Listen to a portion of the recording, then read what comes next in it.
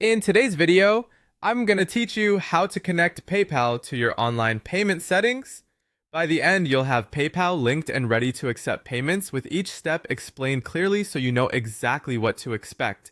Start by opening your account or dashboard and clicking on Settings. You're usually looking for a gear icon in the top corner. This is where all your site or store preferences live. Make sure you're in the correct account or workspace if you manage more than one, so you connect PayPal to the right place. Next, go into Online Payment Settings.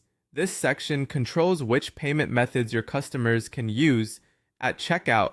Think of it as the command center for enabling, managing, and troubleshooting your payment providers. If this page looks unfamiliar, take a second to scan the options. Most platforms group providers together, and you'll see recognizable names. Now find PayPal. You can scroll through the list of providers, or use the search bar if one is available, and type PayPal.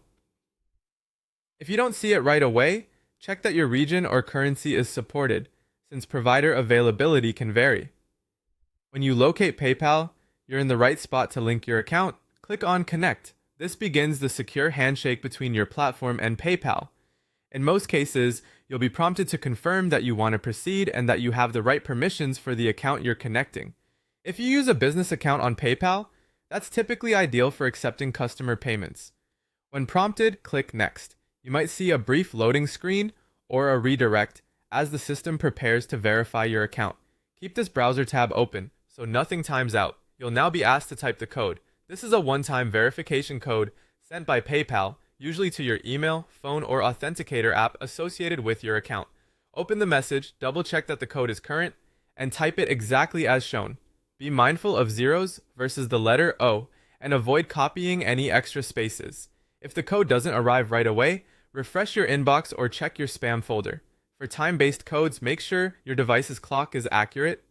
Finally, click Continue. The system will confirm the connection, often with a success message or a check mark next to PayPal in your payment settings.